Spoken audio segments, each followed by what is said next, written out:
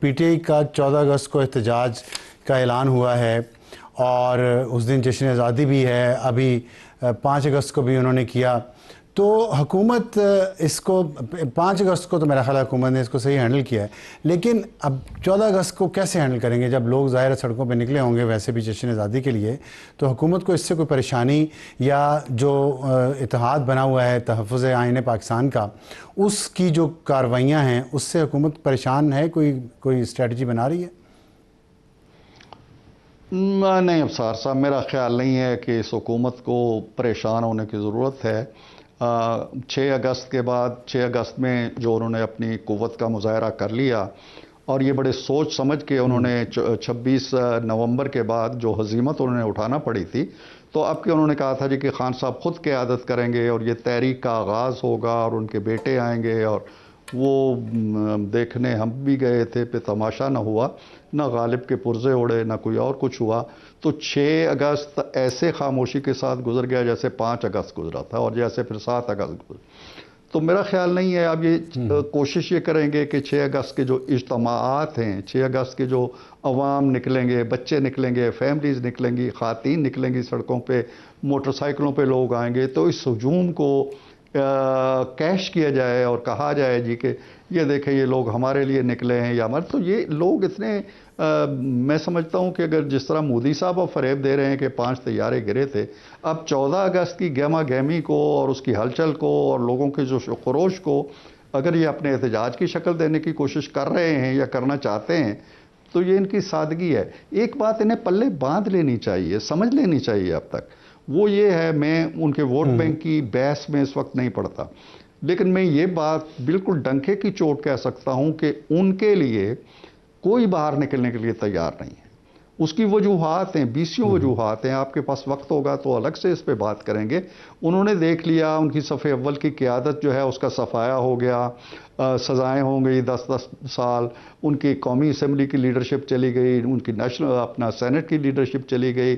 یہ بڑی خبریں ہیں، یہ بڑی ہزیمت اٹھانا پڑی ہے، بڑی تکلیف ہوئی ہے پارٹی کو۔ ٹھیک، کتنے بندے نکلے ہیں گوادر سے لے کے چک درہ تک؟ 2 بندے بھی نکلے ہیں کسی شہر کے اندر احتجاج کرنے۔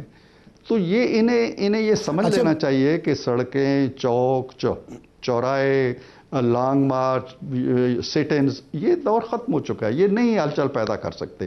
حکومت کو کیوں خطرہ ہوگا اور کیوں گھبرائے گی؟ تو اس میں یہ بتائیے گا کہ چلیں اپیرنٹلی جو آپ بات کر رہے ہیں اس کے مطابق لگتا ہے حکومت اس وقت مضبوط ہے اور پی ٹی آئی جو ہے وہ اس قابل نہیں ہے کہ کوئی بہت زیادہ احتجاج افیکٹو قسم کا کر سکے، تو اس صورتحال میں کیا حکومت سمجھتی ہے کہ اسے پی ٹی آئی کے ساتھ ابھی بھی کوئی بات چیت کرنی چاہیے، اسے مین فولڈ میں لانا چاہیے تاکہ ایک جو سیاسی عدم استحکام کا تاثر ملتا ہے کچھ عرصے بعد، کچھ دنوں بعد، اس میں کمی آئے اور معیشت بہتر ہو؟ دیکھیں، آپ کے سوال کے 2 پہلو ہیں۔ ایک تو یہ ہے کہ کیا حکومت ان کے ساتھ کوئی بات چیت، مذاکرات، گفتگو کا کوئی دروازہ کھولے گی؟ تو ہمارا دروازہ کھولا ہوا ہے۔ وہ جب اپنے آپ کو بہت طاقتور سمجھتے تھے اور یہ کہتے تھے ہم زمین و آسمان ہلا دینے کی طاقت رکھتے ہیں، ہم نے اس وقت بھی بات چیت کی ان سے۔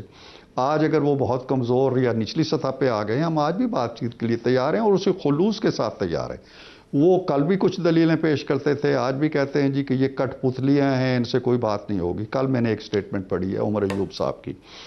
تو جب تک ان کی سوچ کے اندر تبدیلی نہیں آتی یا وہ اپنے لیڈر کی سوچ کے اندر کوئی تبدیلی لانے کی صلاحیت نہیں رکھتے، اس وقت تک بات چیت شروع نہیں ہو سکتی۔ دوسری جو بات آپ کہتے ہیں سیاسی بحران کی، تاثر، آپ نے ٹھیک کہا کہ سیاسی بحران کا تاثر دینے کی کوشش کی جاتی ہے۔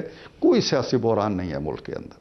اگر ایک شخص کا جیل میں ہونا کوئی بحران ہے تو کیا سڑکیں کھلی ہوئی نہیں ہیں، عدالتیں کھلی نہیں ہیں، کچہریاں نہیں کھلی ہوئی ہیں، ہمارے دفاتر نہیں چل رہے ہیں، ہمارے کاروبار زندگی نہیں چل رہا ہے، باہر کے ممالک کی ڈگنیٹریز نہیں آ رہے ہیں، ہم باہر نہیں جا رہے ہیں، دنیا ہمارے ساتھ معاملات نہیں کر رہی ہے، پارلیمنٹ نہیں چل رہی ہے، کون سی چیز رکی ہوئی ہے؟ بحران تو اس وقت ہوتا ہے نا کہ جب بحران دکھائی دیتا ہے۔ کس شعبہ زندگی کے اندر بحران ہے، سوائے اس کے کہ کچھ لوگوں کا جو خلجان ہے اس کو وہ بحران کا نام دے دیتے ہیں۔ پاک بھارت جنگ کے بعد لوگوں کی اس نظام سے شکایتیں تو بہت ہیں لیکن ایکسپیکٹیشنز بڑھ گئی ہیں. یہ آنیسٹ بات ہے جو کرنی چاہیے, چاہے پسند آئے یا نہ آئے. تو لوگوں کی ایکسپیکٹیشنز بڑھ گئی ہیں. لوگ کہتے ہیں کہ اگر پاکستان کو ایک موقع ملا ہے, کم از کم ایک ڈائریکشن تو ٹھیک ہو جائے. اس میں گورننس از دا ایشو, اور گورننس کو جو چیز دیمک کی طرح لگی ہوئی ہے وہ کرپشن ہے.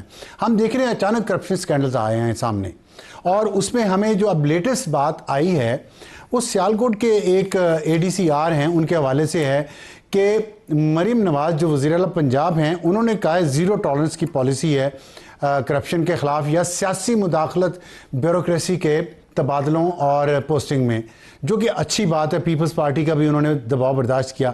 کیا اب مسلم لیگ نون کے اندر اس پہ اختلافات ہیں جو خواجہ آصف کے حوالے سے خبریں آ رہی ہیں کہ وہ ان کا حلقہ ہے اور ان کو اس پہ کوئی تحفظات ہیں, اسی لیے کل ان کی پاکستان مسلم لیگ نون کے قائد میاں نواز شریف صاحب سے ملاقات بھی ہوئی ہے رائیونڈ میں؟ دیکھیے ابصار صاحب, معاملہ یہ ہے کہ اس ایک خبر کے ساتھ اب بہت سے تجزیے بھی جڑ گئے ہیں, بہت سی خبریں بھی جڑ گئی ہیں, بہت سی قیاس آرائیاں بھی جڑ گئی ہیں. پہلے تو خواجہ صاحب کے حلقے سے ایک سرکاری افسر گرفتار ہوتے ہیں, ان پہ الزام لگتا ہے کہ جی انہوں نے کرپشن کی ہے, اور زیرو ٹالرنس تو ہے مریم نواز کی, اس میں کوئی شک نہیں. ان کی گرفتاری کے بعد پھر ایک ٹویٹ آتا ہے, جائیدادیں لی گئی ہیں ہماری بیوروکریسی کی طرف سے. اس کے بعد پھر ایک ملاقات ہوتی ہے ان کی اپنی پارٹی کے صدر میاں محمد نواز شریف سے. تو یہ ساری کڑیاں ملا کے اس میں سے کوئی خبر یا کوئی سازش یا کوئی کنسپائریسی تلاش کرنے کی کوشش کی جاتی ہے. ان کو آئسولیشن میں بھی نہیں دیکھتا, لیکن میں ضرور جانتا ہوں کہ جو میاں صاحب سے ملاقات ہے خواجہ صاحب کی, یہ کوئی انہونی ایسی چیز نہیں ہے. میں بھی ملتا رہتا ہوں, دوسرے لوگ بھی ملتے رہتے ہیں, خواجہ صاحب نے بھی ایک ملاقات. یہ ملاقاتیں بھی عین وقت پہ طے نہیں ہوتی, 2-4 دن پہلے سے طے ہوتی ہیں. تو یہ ملاقات بھی یقیناً پہلے سے طے ہوگی, میرا خیال ہے, میرا گمان ہے. دوسری بات یہ ہے کہ میں نہیں سمجھتا ہوں کہ خواجہ صاحب اگر ایک کرپشن کا کیس ہے اور الزام لگا ہے کسی اہلکار پر اور اس کے خلاف ایک کارروائی کی گئی ہے, تو میں نہیں سمجھتا ہوں کہ خواجہ صاحب اس کے دفاع کے لیے جائیں گے یا کوئی شکایت لے کے جائیں گے یا یہ کہیں گے جی کہ مجھ سے پوچھا نہیں گیا. وہ پرانے کونا مشق ماشاءاللہ سیاستدان ہیں, پارلیمنٹیرین ہیں, ان چیزوں کو سمجھتے ہیں. لیکن بہرحال چونکہ خبروں کا قید ہے آج کل, اور خبروں کا ایک منبع ہوا کرتا تھا بہت بڑا, جہاں سے خبریں پھوٹ کے آتی تھی آتش فشاں کے لاوے کی طرح, وہ منبع بھی خشک ہو گیا. تو آپ کی اور میری, ہم سب کی مجبوری ہے کہ کہیں سے کوئی چھوٹی سی بات ملے تو اس کو میگنیفائی کریں اور اس کو ایک بہت بڑی خبر بنا دیں. میں نہیں سمجھتا ہوں کہ خواجہ صاحب کا ٹویٹ یا ان کا ملنا یا ان کے حلقے سے کسی کی گرفتاری کوئی, میرا خیال ہے چائے کی پیالی میں اگر ہم طوفان اٹھانا چاہیں تو وہ الگ بات ہے, لیکن یہ کوئی بڑا ایونٹ نہیں ہے. تو ٹھیک ہے, تو یہی محاورہ میرے ذہن میں بھی آ رہا تھا کہ ہمارا کام ہی یہی ہے کہ چائے کی پیالی میں طوفان اٹھائیں, تو تاکہ ہماری کوئی ریٹنگ آئے, ویورشپ آئے. تو میڈیا کے لوگوں کو تو یہ دیکھیں, چائے کی پیالی میں طوفان تو اٹھا دیا نا انہوں نے, کہ نارمل چیزوں کو بھی اتنا اب نارمل بتا دیا. اچھا یہ بتائیے گا, ایک یہ جو میں سوال کرنے لگا ہوں, یہ نارمل نہیں ہے. میں اور اس کی کچھ سگنیفیکنس ہے جو میں چاہتا ہوں کہ آپ لوگوں سے شیئر کریں, کہ ایران کے صدر مسعود پزشکیان پاکستان تشریف لائے اور لاہور میں انہوں نے لینڈ کیا. وہاں انہوں نے علامہ اقبال کے مزار پر حاضری دینی تھی. چیف منسٹر مریم نواز پنجاب کی, وہ ان کا استقبال کرنے گئے. تو حیرانگی لوگوں کو یہ ہوئی, خوشگوار حیرت کہہ لیں آپ, کہ پاکستان کے 3 دفعہ کے سابق وزیر اعظم نواز شریف وہ ایئرپورٹ پہ گئے ان کو ریسیو کرنے. اس کے پیچھے کیا سگنیفیکنس ہے, ذرا کچھ شیئر کریں گے, کیونکہ اس پہ بھی باتیں تو بہت ہو رہی ہیں.